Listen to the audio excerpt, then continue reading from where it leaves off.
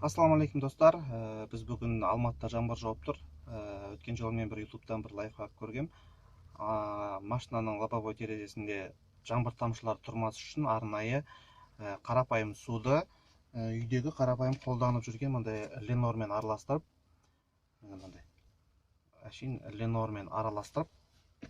яғни ленордың крышкасында мындай бір стаканчик сияқты нәрсе бар. Осыны толтырып, осы бір стаканын 5 литр суға араластырып, машиненің лобовойын жуатын арнайы су құятын құрылғысына сол суды құрып, 5 литр суды құйып, немесе 3 литр болады ма? Яғни 5 литрға 1 стакан. Егер де сізде 3 литр болса, онда стаканның жартысын құйсаңыз болады. Араластырып, соған құйып, соны шашатынмен тазалап шашқаннан кейін лобовойда жаңбыр тамшылары тұрмайды, яғни сырғанап кете береді деп айтқан бір видеоны көрдім. Мен өзім тексеріп көрген жоқпын, соны тексеріп көрейін деп жатырмыз. Қазір қалай болады екен, бәріміз бірге тамашалаймыз. Мен осындай. Яғни определенный көздеріңіз тамашалап тұрғандағыдай, тамшылар лобовой стеклодан сәл ағат, бірақ та ақырын жүрген кезде бір сондай қатты эффект байқалмайды. Яғни сіз қаланың ішінде ақырын жүріп немесе бір орында тұратын болсаңыз, мүмкін менің машинамның лобовой терезесі сәл жалп еңкіштеу тұр ма екен, білмедім. Бұлай сулар қатты кереметтей ағып кетеді деп айта алмаймын. Яғни міне өздеріңіз тамашалап тұрғандай, біз қанша 1 минутта әлі бола қойған жоқ, 1 минут болып қалды. 1 минуттың ішінде терезеге әжептәуір сулар жиналып қалды. Өздеріңіз тамашалап тұрсыздар. Яғни ол сулар ағып кетіп жатқан жоқ, олар тұр. Міне өздеріңіз тамашалап тұрғандай, біз қазір Саяна көшесімен төмен қарай түсіп келатырмыз. Біздің жылдамдығымыз 70 км сағатында.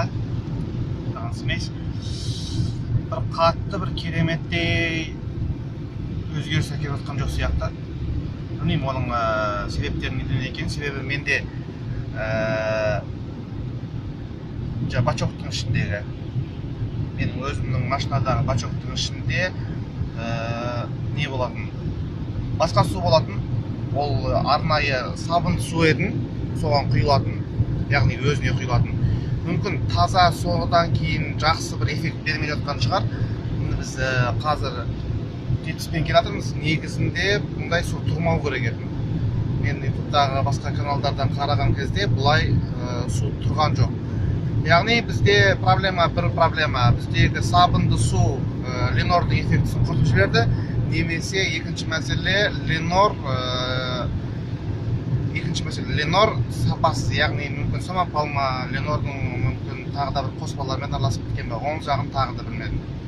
Бізде эффект міне осындай, бірақ та дегенмен де таза бір басқа мысалға ленордың тимеген жерлерінде су тамшылары басқаша да, яғни олардың тұрған жерлері қалыңырақ болып тұр. Ленор мен обработанный жаңағындай ленордың шашыраған жерлері, ленорда араласқан судың шашыраған жерлерінде бізде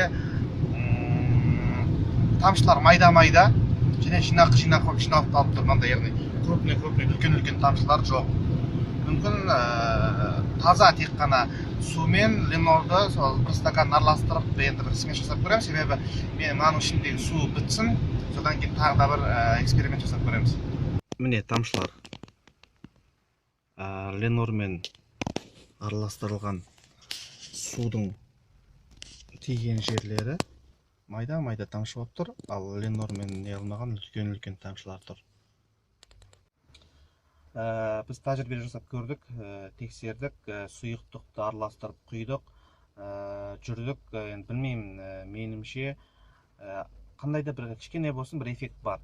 Бірақ сондай бір дейтіндей, мынау бір керемет екен дейтіндей нәрсе емес. Себебі қаланың ішінде біріншіден қатты разгон алып жүре алмайсың, 40-50, 60 ары кетсе.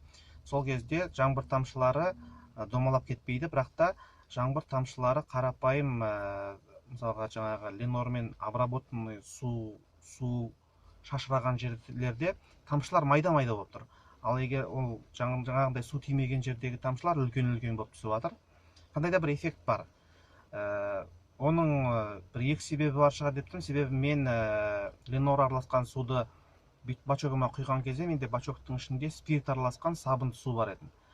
Мүмкін сол определенно ленордың эффектісін біріншіден құртып жіберді ма деп тұрмын. Екінші мәселе, маған ленор сапасыз ленор түсіп қалды.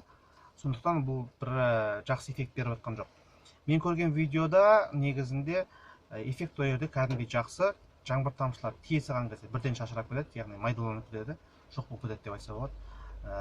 Және сосын лобовойдан ағып түсіп кететін. Мен жаңа біраз қаланың ішінде ақырын скоростьта жүріп көрдік. Сосын Аль-Фарабидің бойына шығып 70-80 айдап көрдік. Отырда бір қатты сондай бір керемет эффект байқамадым.